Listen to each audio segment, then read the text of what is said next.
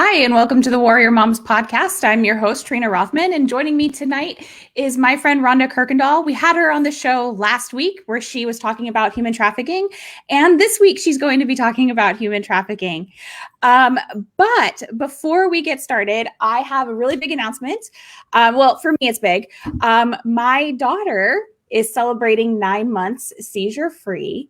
So we are very, very happy. We choose to celebrate the milestones. I know some families are like, oh, we don't want to put the juju on it, but we chose, we sat down as a family, we chose that we would celebrate every month seizure free. So I want to just tell my little warrior that I'm very happy for her. And I know she's watching. So 9 months seizure free is not something we ever thought we would have. And to have it has been such a blessing. So that's my big announcement for tonight. But what we're going to do tonight is we're going to move into talking to Rhonda about human trafficking, because we knew last week it was going to be a big episode. So we knew we had to make it 2 episodes so that way we can cover all the content. And really, I think we could have another episode or 5 more and have so much more content to go over. So Rhonda, thank you so much for clearing your schedule for 2 weeks in a row. I appreciate you coming on here. And again, I'll let you take over. Sure. Thank you so much, Trina. I really appreciate it. Just in case anybody didn't watch last week's episode, I work for the Fort Bend County DA's Human Trafficking team. I chair that team, and I also I'm on the board of directors of Child Advocates of Fort Bend. I work with the legislation for child welfare, and so that's kind of what my job is. I deal with human trafficking for the DA's office and kids in foster care and sexual assault victims with Child Advocates of Fort Bend. So 2 things before we get started on what we're going to cover today. I wanted to talk about from last week's episode. You know, we had discussed before about statistics, kind of how they are a snapshot in the moment or they're kind of fluid. And one of the statistics that I gave is that when we're looking at sex trafficking victims, 60% are male, 36% are female, and the remainder were transgender, male and female. And that was from a Department of Justice study in 2016. So this past week, I was on a long webinar on human trafficking, and they gave a new statistic. And that statistic said that 72% of victims are female, and that study was done by the United Nations Office on Drugs and Crime, and it was done in 2019. And so like I was telling you, statistics are fluid and they move around. But the point of giving the statistic for boys is that it is a larger number than many people think of. And so if you look at the difference between 28% or 36%, you know, it's the difference of 22,000 boys a year or 31,000 boys a year. And when we were talking about restorative care, there's so much less opportunities for boys. And that was really the main point in what we were discussing. So I wanted to kind of clear that up and let y'all have that new statistic. The other thing I wanted to talk to you about, and I didn't even hear Trina say it when we were live, but she made a comment about how she teaches her daughter about stranger danger. Okay. So one of the things about stranger danger is that it's a small percentage of the cases. If you think about it, it's kind of like the movie Taken in regards to human trafficking. That isn't the way it happens. And so when we're looking at child sexual assault, which is actually a larger number than even what we're discussing in human trafficking. In child sexual assault, that victim of that crime is going to know her perpetrator. And it is such a large percentage that it's ever strangers. And so we teach our kids about stranger dangers, but instead of teaching them only about stranger danger, it's also very important from the very, very beginning, once they are born, to start educating them on how they can protect themselves. And so that's what we are going to talk about today, is how to keep your kids safe. What can you do? Because everybody, any child that is connected to the internet is at risk. We do know that there's a higher risk of kids that run away or in foster care. That is a higher risk. But that statistic doesn't mean anything until it's your child, right? And so we need to find ways to protect our kids. There is a wonderful book. Every link that I reference to you today as a resource, Trina will put it in the comment section. So there's no need to be jotting down information. We will have it all for you on the links. But there is a wonderful book that is done by Street Grace. Street Grace is a national human trafficking nonprofit. They started in Georgia. They are now in Texas, and they are doing wonderful things here in Texas, mainly on ending the demand side of sex trafficking. And so if you think about it, we have historically arrested the victims for prostitution, drugs, whatnot. In order to arrest pimps and traffickers, it takes a lot of manpower, and it's very, very difficult to arrest and convict a large number of traffickers. But we can work on the demand side, the buyers. And so that's what Street Grace, there's a book that's called Keeping Kids Safe in the Digital Age. There is a link to Street Grace where you can download it as a PDF, or you can get it in a hard book. And so this is an 80-page book. And it's mainly like a workbook, and it's made to go work hand in hand with you educating your child. So there is a section where it'll give you information, it'll give you statistics, it gives you like a real life situation. And then you talk to your children, you ask them questions, and then a resource guide. Now, the things that it covers are My Kids Vulnerable? It covers how first to prepare yourself to talk to your kids. It's a hard subject to talk about, right? It talks about pornography and social media and sex trafficking. It goes the full gamut in this book. So one of the things that they talk about, and I mentioned it in the intro, is how can we protect our kids? What age do I start the talk? What age? It's a very hard thing to determine. In this book, it kind of lays out. So from 0 to 2 years old, you are teaching your children the biological terms for their body parts. It's none of these fun little catchy phrases that families have grown up with. We want them to know what a vagina is. We want them to know what a penis is. We want to instill in them the right words to use. And the reason for this is if something were to happen and a child is explaining, he kissed my boo-boo, it's very difficult to prosecute that. But if that child said he kissed my vagina, we know exactly what happened. So it is empowering for children to be able to have this knowledge from the very beginning. That's 0 to 2. And you think, how in the world do I teach this?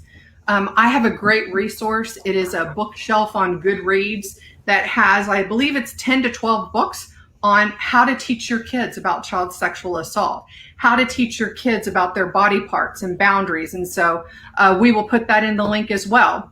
So 0 to 2, you talk about the biological body parts, and then they get to be about 2 to 5 years old. And then you begin to teach them about boundaries and consent. So these are the private parts of my body. The parts of your body that are covered up by a swimsuit is a really easy way to discuss it. Who has the right to touch my body? What are the boundaries? And can I say no? And then after 2 to 5, 6 to 8, we start discussing with kids about digital boundaries. Our kids are becoming active in social media at even such a younger age. And so we start talking to them about the digital world. After 6 to 8, you have that age group between 9 to 12. And remember, 12 to 15 is about the age when the highest at-risk age. So at this age, they're going to come to you with questions. The hardest part is giving them 100% the right, true answer. And sometimes it's very, very difficult. But they have grown up in this world where they have had communication with you from birth. And so it really helps. And also, let me say this. If you haven't done it and your child is 5, start. You're never too late to start this education process. I can tell you I did at a very, very early age, probably because of my background and what I went through, but my kids knew it all. And so it does a great job of helping parents find a voice in how to do it. So I know that a lot of what we talk about in regards to keeping your kids safe are social media, right? My kids today are 22 and 23 years old. I had a better handle on social media apps when they were in my home. But now it's hard. They always change, right? Now TikTok is a rage. So if you have to find out kind of what apps are dangerous for kids, it's a simple Google search, dangerous apps 2020, and you're going to find a plethora of information that you need on apps And it does change and move around. You know, Facebook back in the day was actually a platform for college kids. That's the way it started. As soon as the parents and the adults took over Facebook, the kids kind of escaped to Twitter. And so you do see like a progression of moving from platform to platform. So 80, and I want you to look at this statistic, 82% of predators will use a victim's social media to learn information about them. That means that a predator goes onto your child's social media to gain everything they can to use against them. And so 1 in 5 kids are going to be approached sexually online. 1 in 5 is kind of the statistics. And so what can we do to kind of help with social media? One thing is to watch a documentary called Screenagers. We actually went to the movie theater to watch this. And this documentary actually, it talked about how massive amounts of actually device usage at an early age begins to wire the brain differently. It begins to affect kids mentally at a younger and younger age. That's the mental effects. It also begins to hinder us physically. Our necks begin to ache at a younger age, carpal tunnel syndrome from holding devices. Screenagers is a great documentary to follow. But what are some general tips, right?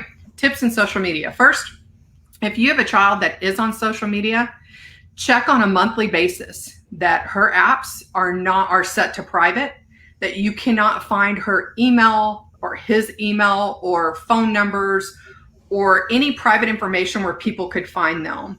Let's see, remember that anybody can screen record a live conversation.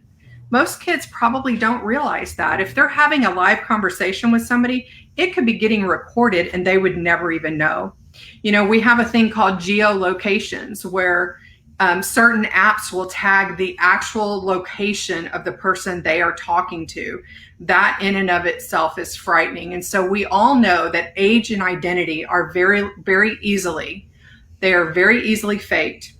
And photos that are taken off the internet and they are taken by predators and they are put on pornographic websites, those photos, they last forever. They don't go away.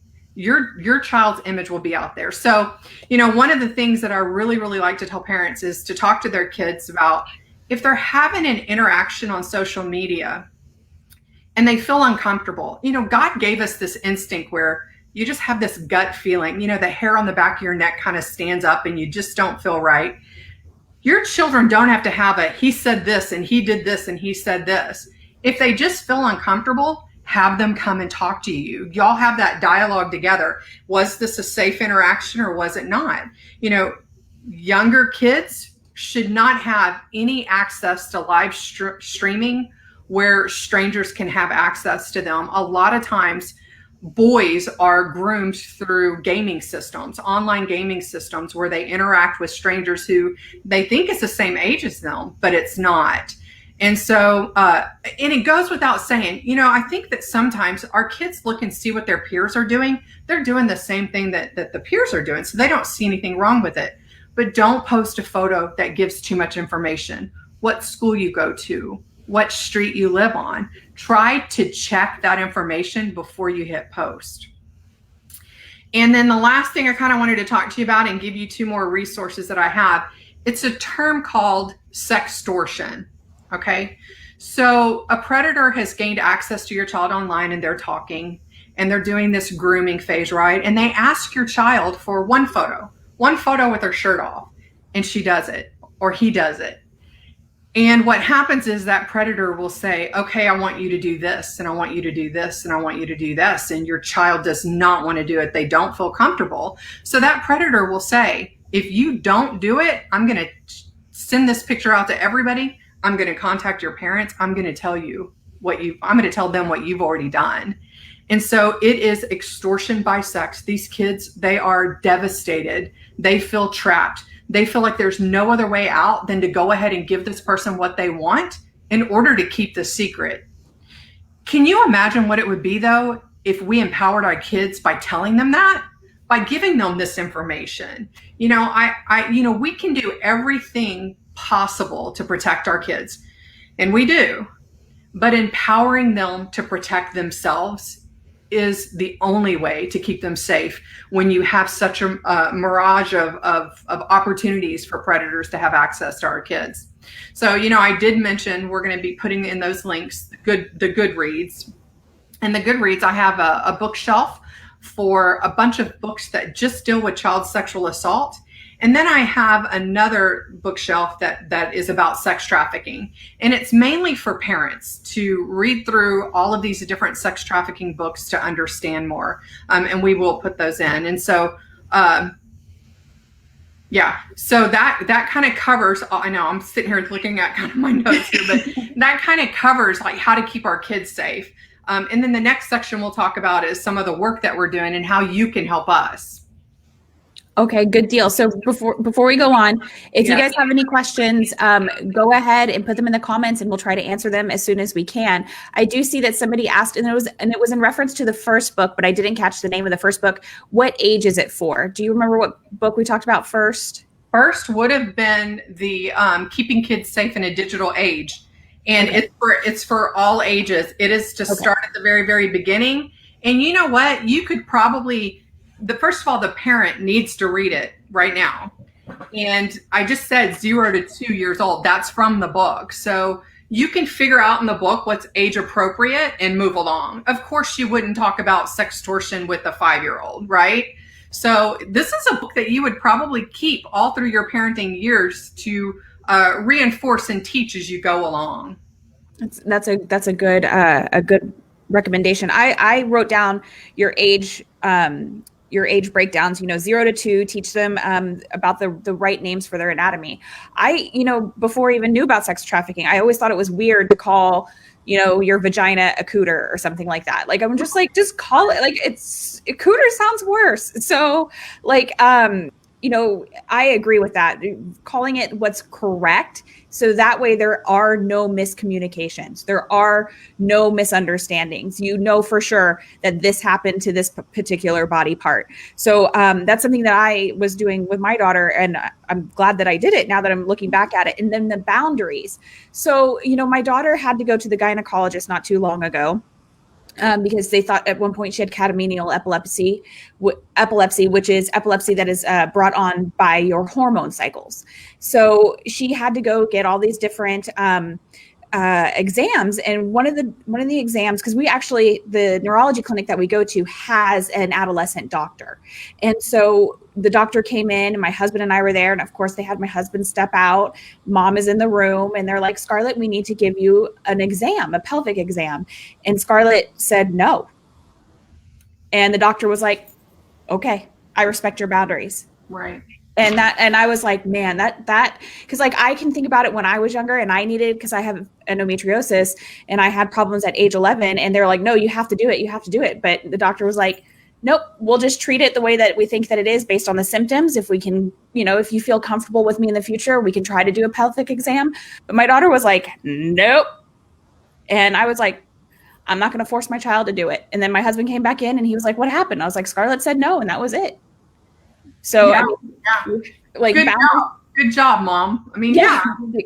And that's the whole thing too. Whenever you're teaching kids about the biological terms for their body parts, when you talk to them, it's not weird. My dogs love me. Thank you, Ty. Sorry. When you teach your kids about the biological names for their body parts, it's not awkward. It's not. It's only if you make it awkward in your head. Yeah. The funny story about the kid that just snuck in here, he's going to kill me for telling y'all. But when I discussed I have a daughter and a son, both of them were sitting next to me, and we were talking about body parts. And I told him that his private parts were called a penis. And he started laughing, and he's like, I think mine is a penisaurus.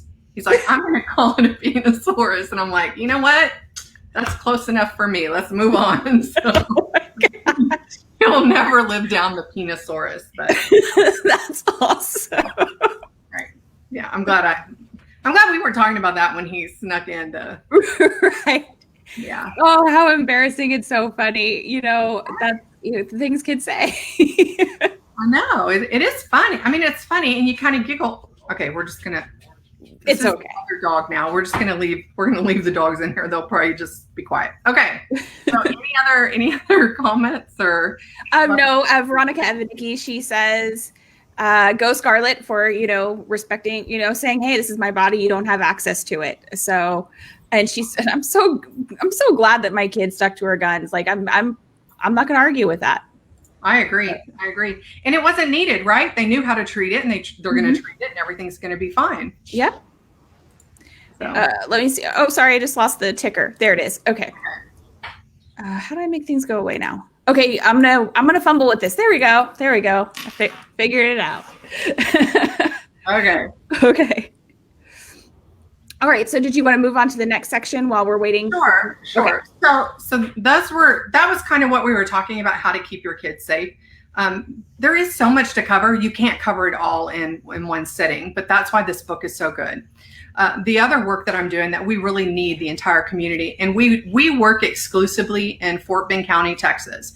So as the chair of the Fort Bend County District Attorney's Human Trafficking team, we have kind of turned our team into a legislative action team. And so we're working on two fronts. We're working on a local front, and then we're working on a statewide front in Austin. And so first I'll explain that you see the little ticker at the bottom of your screen. If anybody can click over there and search Defend Your City FBC, go ahead and join that group. We need everybody in Fort Bend County to help us. And so here's what we're doing. Until you know what, so we have legitimate massage businesses here in Fort Bend County. I know that I love to get a massage.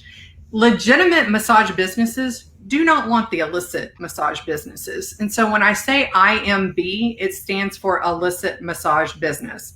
So whenever you are educated on what these IMBs are, the majority of their victims are of Asian descent.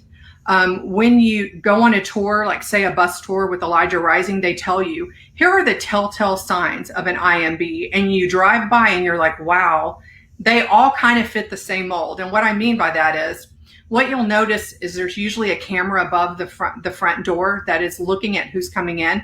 You can't just walk in. It's locked. It's like a keypad entry.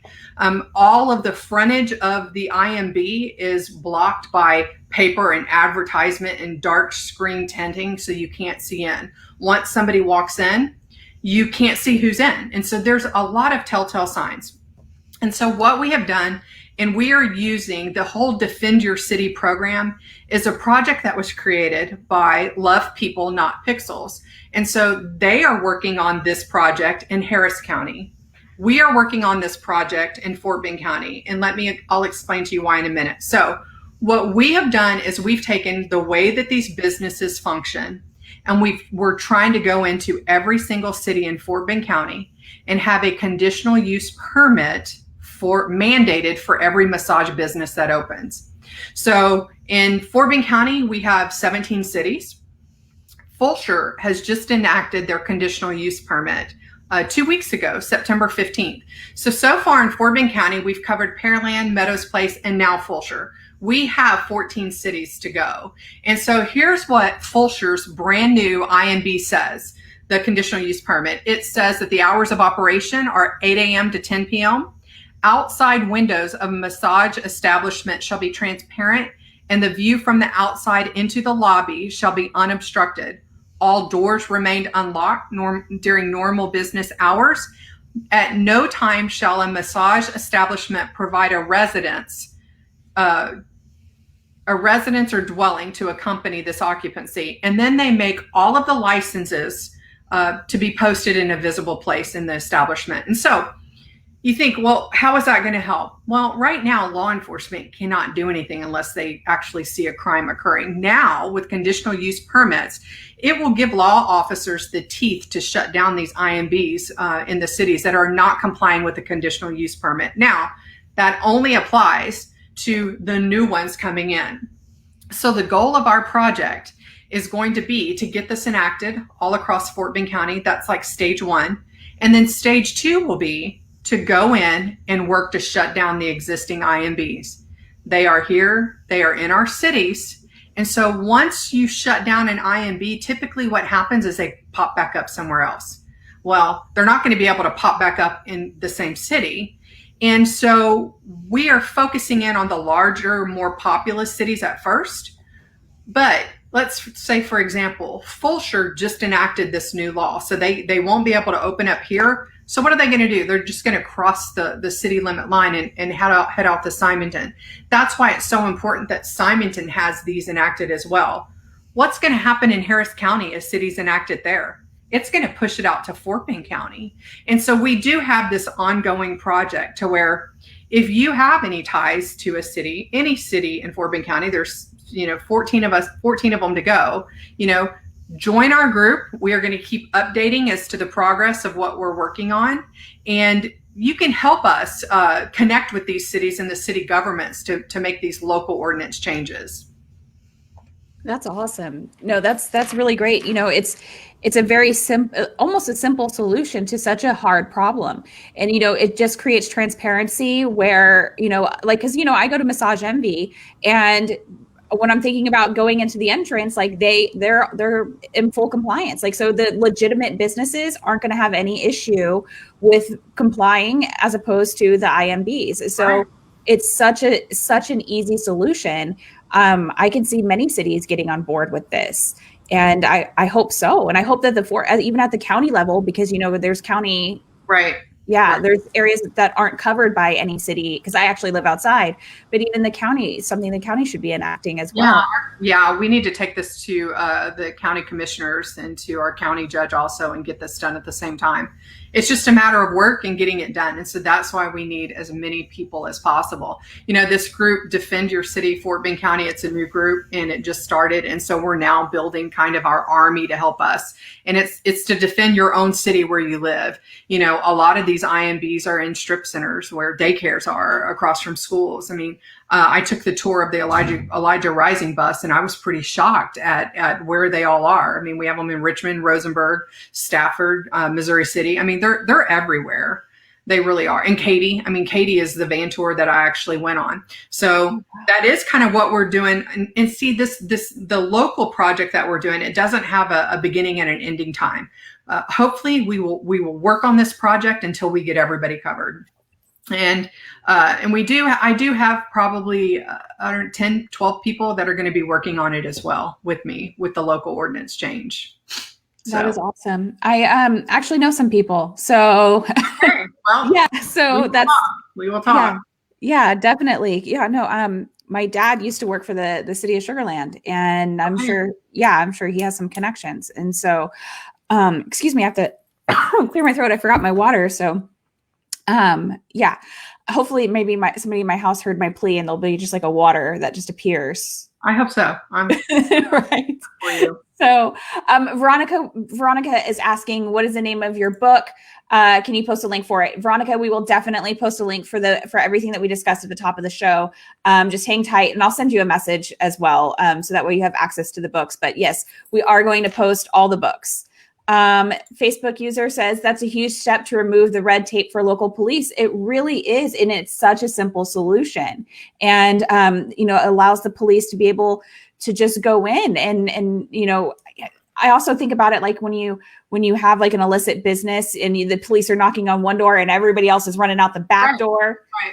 So now the police can just walk right in and, this is a terrible way to say it, but I'm just going to say it, just catch people red-handed. So. I thought you were going to say with their pants down. Yeah, with their Look at this.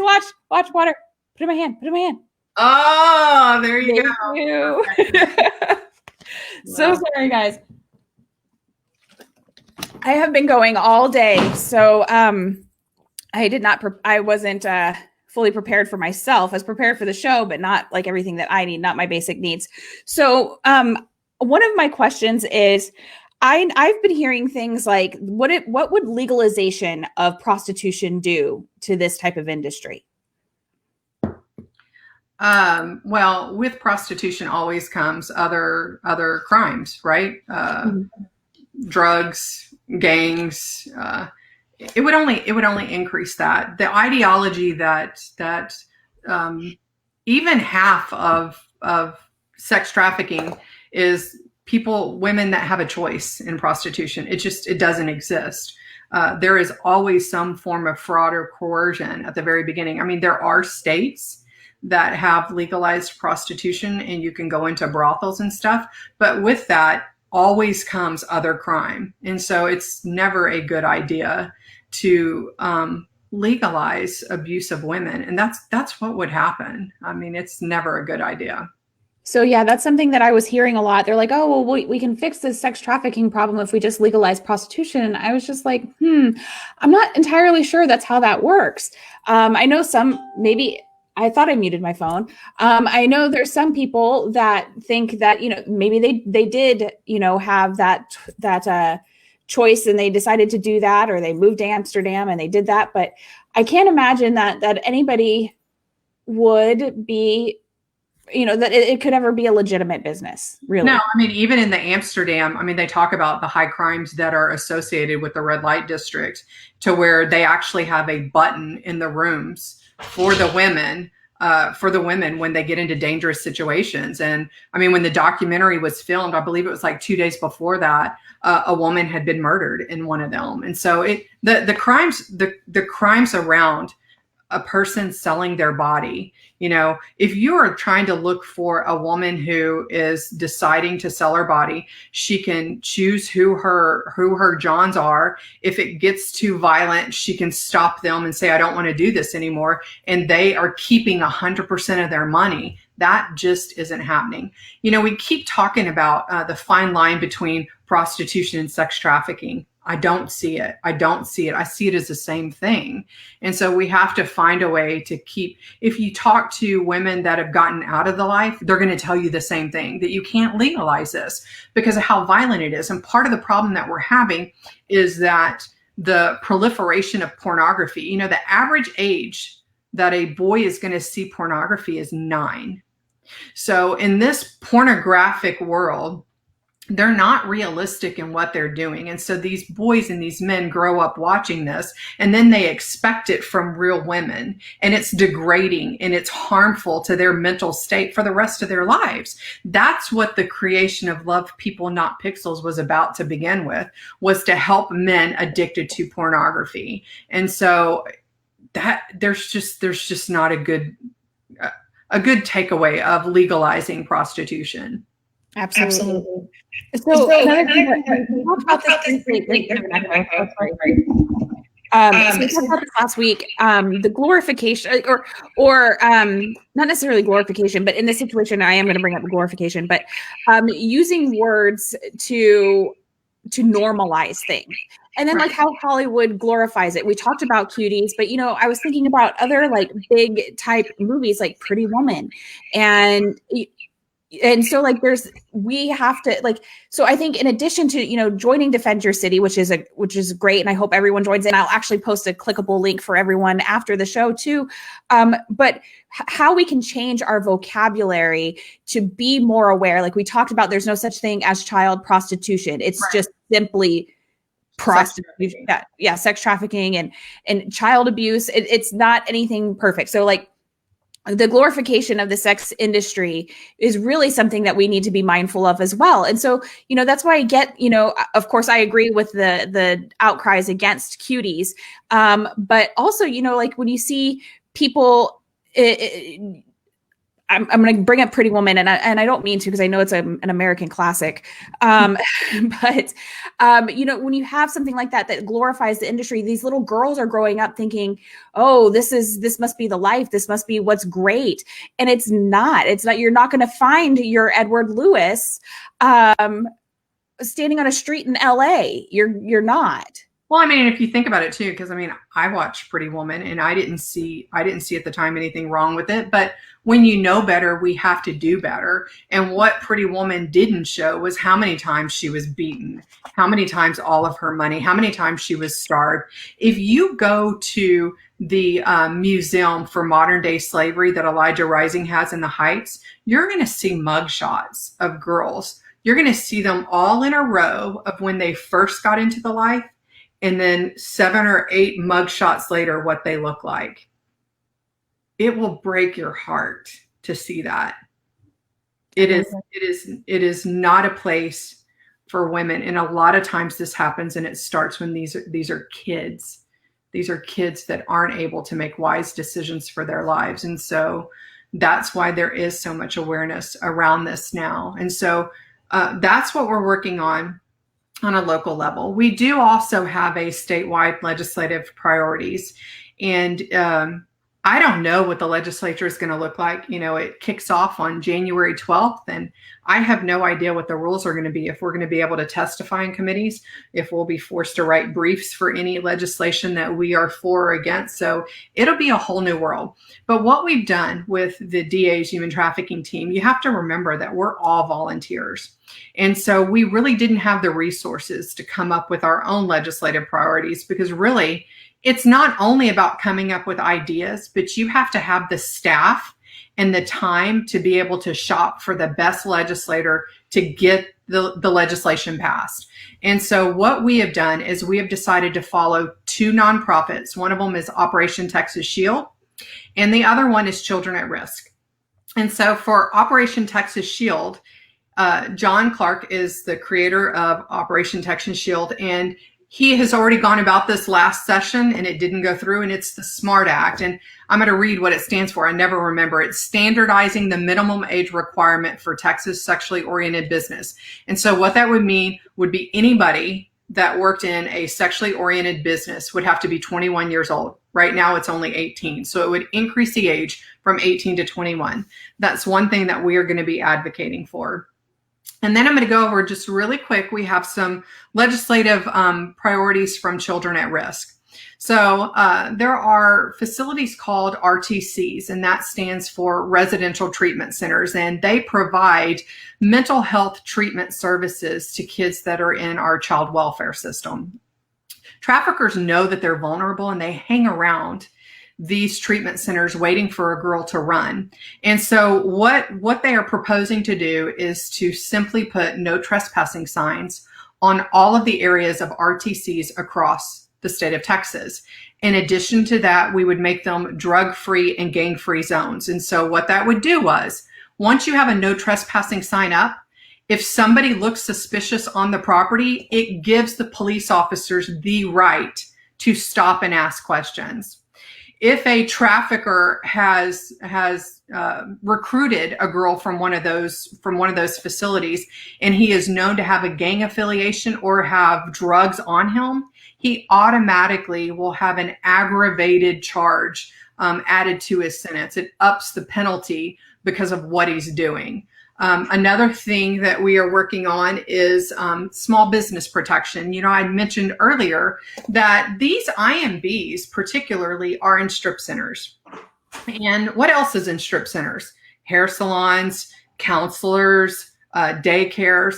And so what we would like to see is that it would give the leasee in one of these strip centers the right to void their lease if there is an IMB in their complex and they've gone through the steps to let the owner know what's going on and nothing's been done.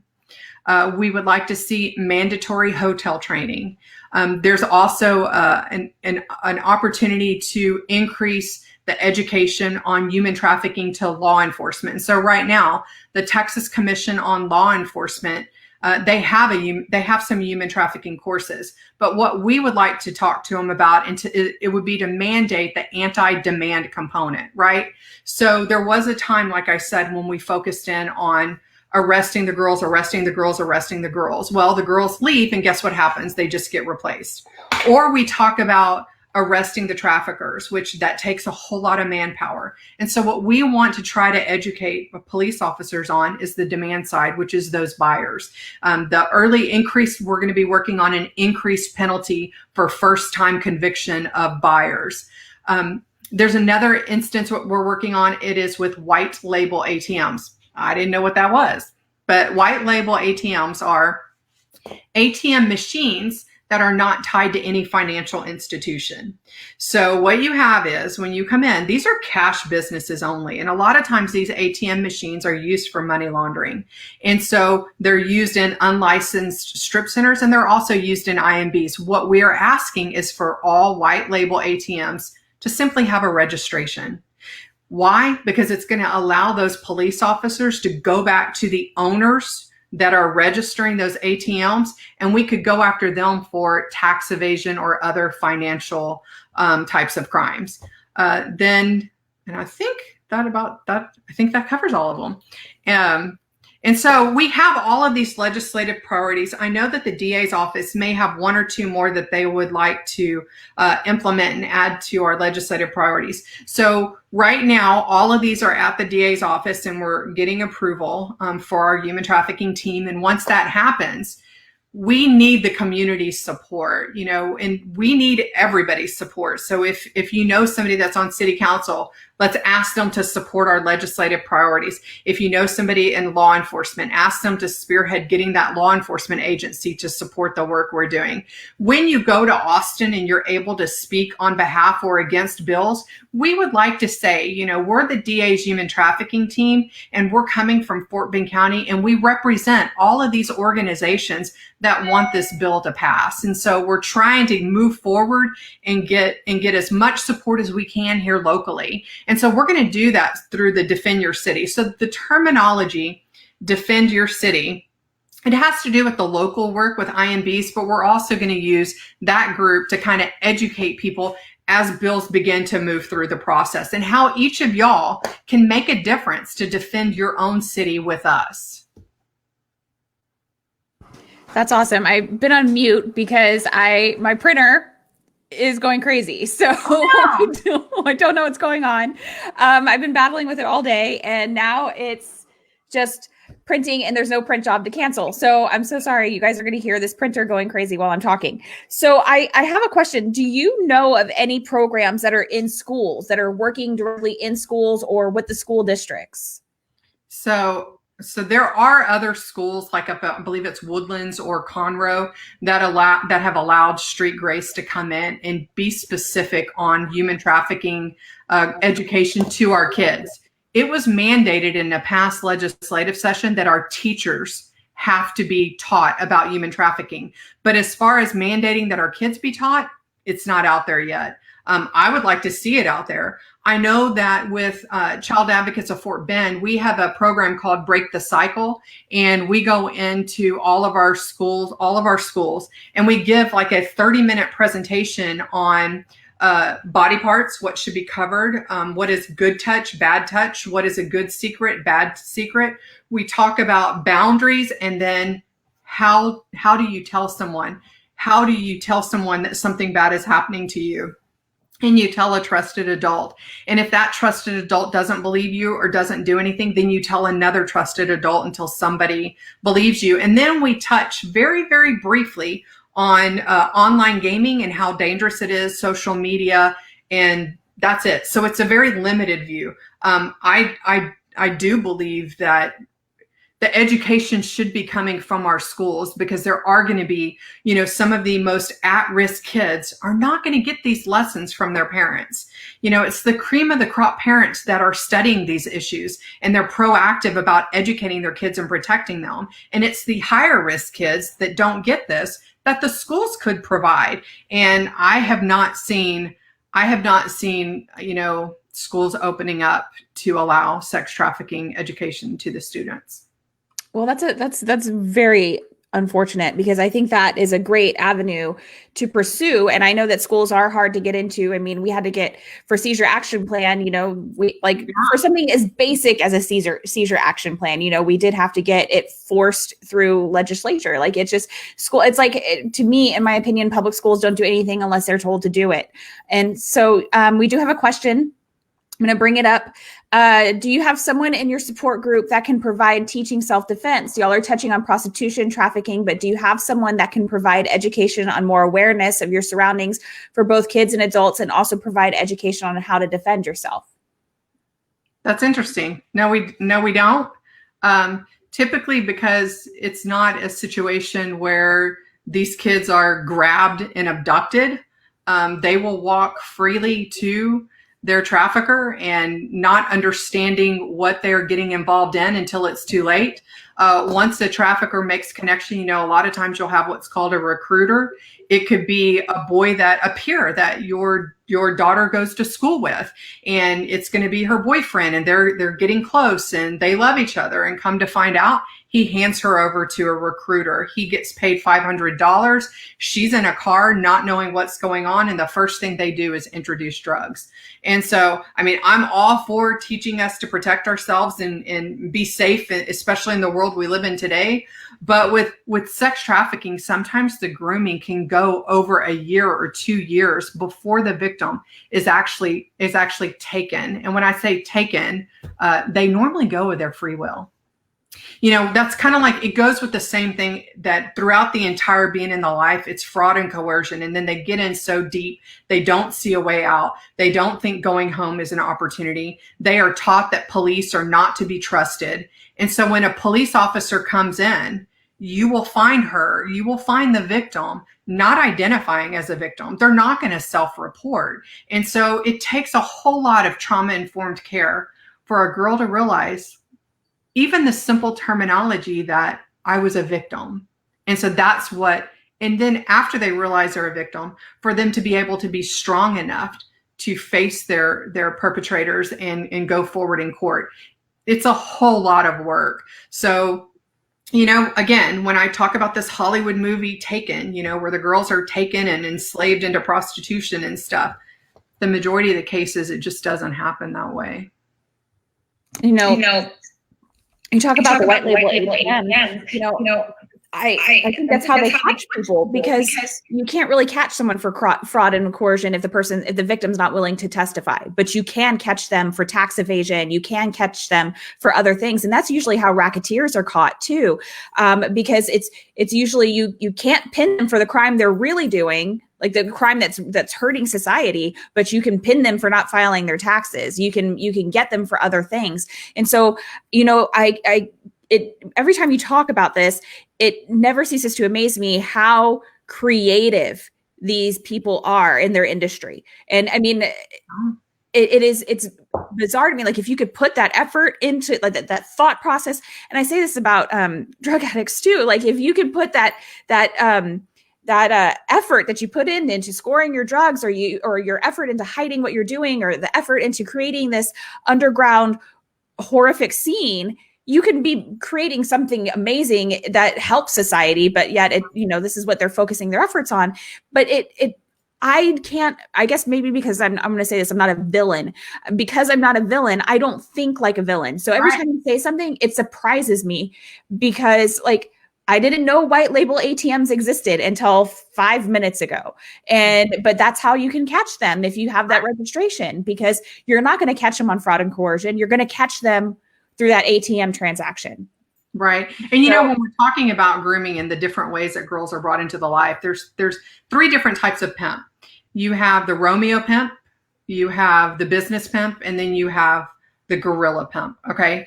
And so with a Romeo pimp, you love them. They're your boyfriend. You know, you are their girlfriend for a year before they even take you from your home and take you to Dallas, and then introduce you to that life and drop you off with a bunch of girls in a hotel room and leave. And you're in this life and you can't get out. You know, then you have the business pimp, where the business pimp will tell you, hey, you know, you're going to make so much money. It's going to be so good. And then, of course, the worst type of pimp is a gorilla pimp, which uses a bunch of force. And so there's all different ways that girls are forced into this life, and then they don't get out. They don't get out. You know, the average age of staying in this life is about 7 years. Some statistics are a little lower, a little higher, but you're in there until either you die or they have no use for you. You have been all used up after 7 years. And so it's a wonderful thing that we are focusing in on this, and there are so many nonprofits collectively working on it. It has been happening for many years. And again, I'm going to throw back out to the Museum of Modern Day Slavery. You can go and find out from sexual abolitionists that date way back. So people have been fighting it. The proliferation of the internet is what makes it so much more dangerous for the average kid going to school or high school. Absolutely. And, I think we talked about Roblox last week. I think it's Roblox. It's an app that the kids play, and it's kind of open forum where you can just wander around and build things and interact with people. And so many times, like Scarlett knows she's not allowed to interact with anybody except for her cousins. Like, she is not allowed to talk. If anybody messages her, she's zoned in on ignoring them. Like, that's her. But my niece and my nephew, they respond to people, and they're like, they get people talk terrible to them. And, my niece will come up to us crying, and we're like, well, what happened? She's like, well, this person said all these things to me, and I thought they were my friend. And I'm like, there's no way that this was written by an 8-year-old. There is no way. Like, that person was an adult, and you need to stop talking to them. And so there's just so many avenues in which these people can reach our children, and parents really need to get caught up on it. So we've got another question from Veronica. How can you break it down for people on what to look out for and always have their guard up? How can you teach them that? Do you have a plan on how to reach those families or individuals? So I think that kind of goes with what I was asking with, like, how do you educate at the school level? How do you get into that? I'll let go ahead. Oh, well, I think it kind of goes back, Veronica, to what we were talking about earlier, is teaching your children to empower them. I think if they know what is going on, and this isn't only a girl issue, if we can teach our boys the same thing, if they see boys in their schools acting as a recruiter, or they know what's going on, to see something or say something. But educating our kids about, exploitation of sex with, sextortion, all of these different avenues. It's empowering your kids with knowledge to help protect themselves. And, I had said before that while the most high at risk kids are going to be kids that run away, usually when you have a runaway, within 48 hours, they will be approached by a pimp. Now, that is an average. I'm sure if somebody ran away in a rural environment, but the average is 48 hours before they're approached. Then you have kids that are in foster care, kids that are in residential treatment centers. So those make up 60%. But you know what? When you're looking at a statistic of 79,000 kids in Texas, you still have 40% of kids that are lured in different ways. And being educated about social media as a parent, it's really, really hard. There's a program called BARK, B-A-R-K. It is a monthly service app, and it will constantly go through your child's phone. If your child downloads an app, you get notified. If they have been cyber bullied at all on any of these apps, you are notified. It is this active system that lets you know what is going on in your child's phone. But the other thing is, don't let your children, access the internet and social media and chat rooms late at night. Or another suggestion that I read was to have all of the charging stations in a communal place in your home, in the kitchen and the living room. So all phones need to be charged overnight. In a collective communal place, so they're not on their phones to where you can't keep track of it. Communicating with your children as they get older, the phones get more important to them. I mean, I'm 50 years old and I don't know what I would do without my phone. I don't know. I mean, I have my calendar on there. I have my maps on there. I mean, I function by using it. So talking to your kids, and a lot of times kids will be reasonable when you're like, what is a fair amount of usage for, negotiate with them? How many hours a day, how much time should they spend on that phone? And adhere to those rules. Again, watch that movie Screenagers, or there's another documentary, it's called The Social Dilemma. So we're talking about the creators of Instagram, the creators of Facebook have said, I would never give my kid this device. That was eye-opening for me. I would never give my child the device that we are using to manipulate society as a whole, but that opens up a whole can of worms, because that's not even dealing with, it does with kids. Even the idea of notifications, if you're in a meeting and your phone dings, something is coming on your phone, that urge we have as humans now to have to pick up to see what that notification was about. So it's not, there's not one thing There's not, and that's what makes this so difficult, because I can't tell you these are what all pimps look like. It may be your daughter's best friend's mother. It may be one of her peers. It may be a coach. They're all not going to be wearing a furry suit with big, huge gold and a hat. It comes from, there is no stereotypical pimp and there is no stereotypical victim. Any child is at risk. You want to minimize that risk with your child. And the best way you can do that is by having an open form of communication with them. We went over last week. If you see that your child all of a sudden is different, they're withdrawn. And I know this is hard because a lot of times, you have this in the teenage years. I have a daughter that's actually an 8th grade algebra teacher. She's 22. So I know what it's like to go through that.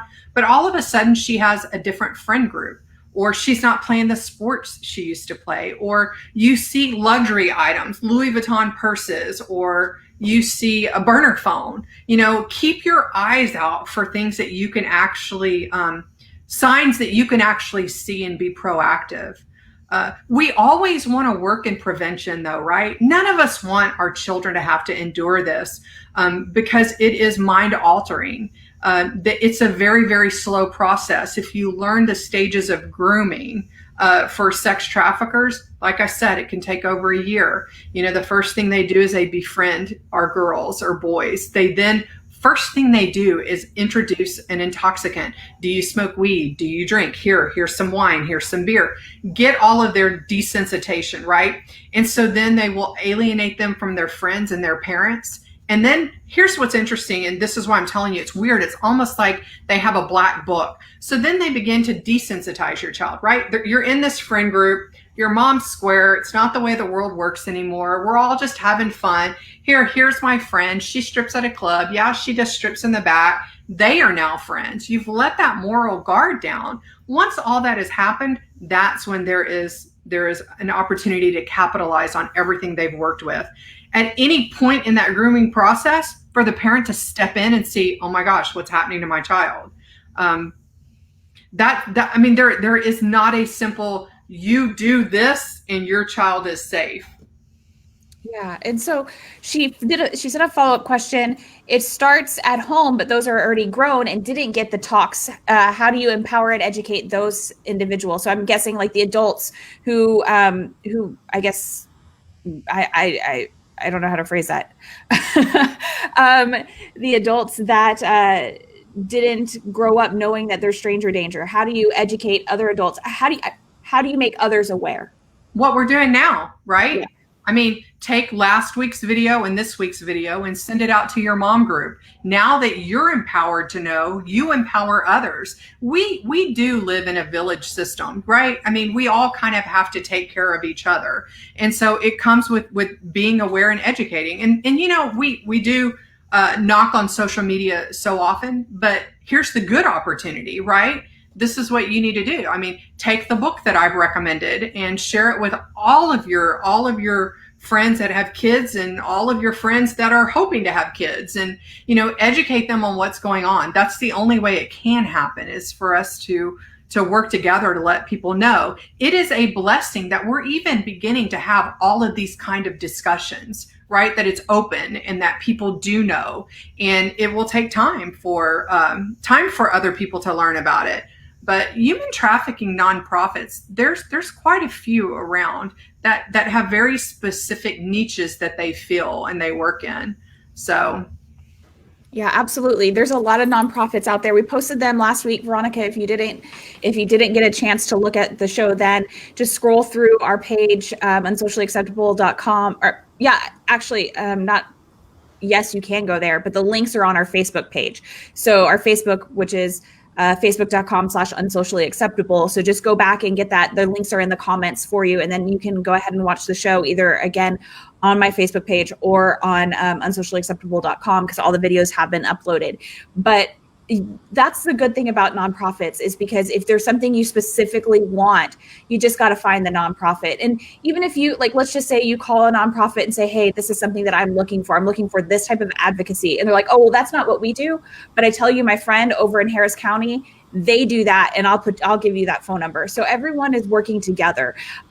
Just because that's the good thing about nonprofits, is that they're not in business to make money. They're in business to affect change. So a business isn't going to send you a referral to another business. They're going to try to get your business one way or another. But a nonprofit is saying, hey, that's not our wheelhouse, but we know someone else because we work together. So we're going to put you with someone else in that wheelhouse. So that's the difference between profit and nonprofit.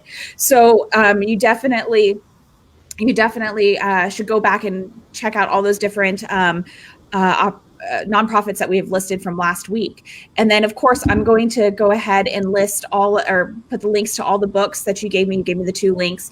And then I think there was some danger, like, is it a legit Google search if we wanted to look for apps, dangerous apps 2020? Yes. And you want to put in 2020 because you don't want something to be pulled up from 2016 because they are obsolete.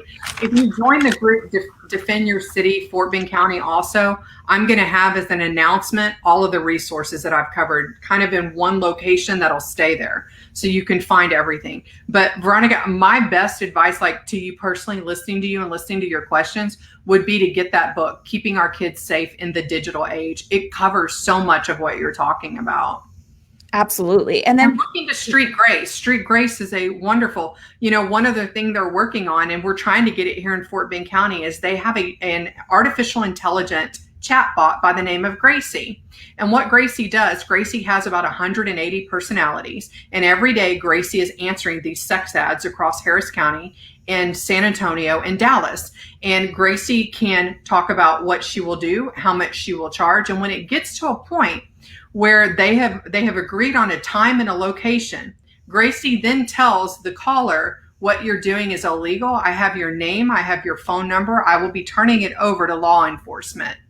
And then 2 days after that, Gracie chooses a different phone number and she texts back that buyer that was looking for sex and says, hey, soliciting sexual exploitation online, if it's a problem for you, and it usually means you are, there's some problems, and they offer resources for these buyers to look for help for their addiction.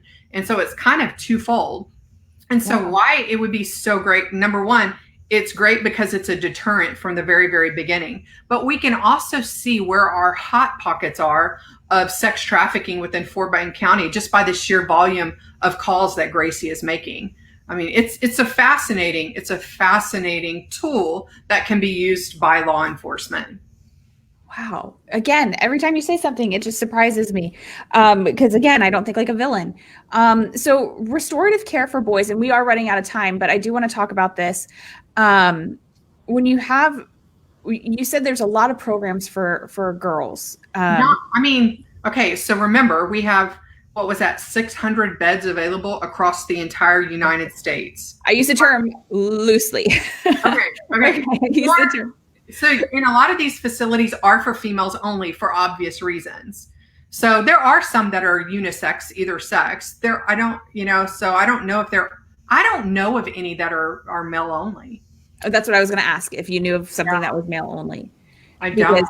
Because I mean, it's a large population, a large part of the population. And I mean, yes. And so another underserved area, because again, this is all run by nonprofits. And so you have to raise awareness to raise the money. And so all of this is just, I think everybody needs to join in. Let me get this comment out so that way we can see it. Facebook.com/group/Defend Your City FBC. So it's specific to Fort Bend County. But I'm sure if somebody's in Harris County, we can direct them to the Harris County version of that. Absolutely. And if you live in another county and this is something that you want to do in your county, I will be more than happy to sit down with you and Joe Madison of Love People Not Pixels, and let's let it grow. Because as soon as we push back in Fort Bend County, are they going to go to Waller? Are they going to go to Brazoria? Where's it going to move? It travels the path of least resistance. So. I mean, that makes sense because they're trying to get a business going, and any day down is a day down. So I love what you guys are doing. And we're gonna go ahead and end the show tonight because we're already over time. But if people want to hear more, or if you ever have any updates or anything like that you want to come up and bring on the show, just reach out to me. We'll make room for you in the schedule. So thank you, Rhonda, for joining us tonight. And next week we have Sheena Pearson Daly. Sorry, she's with Gulf Coast Epilepsy Alliance, and she's going to share her story and how wonderful her son Tristan is, and what he does despite having epilepsy, a debilitating form of epilepsy. He's still out there making changes and just doing wonderful things. He became an Eagle Scout, and just wonderful organization, Gulf Coast Epilepsy Alliance. So everybody, thank you so much for joining us tonight. It is a very hard topic, but it is a topic we need to discuss. So I thank you, Rhonda. Thank you everyone for joining, and I hope you have a wonderful Wednesday evening. Thank you. Bye, guys.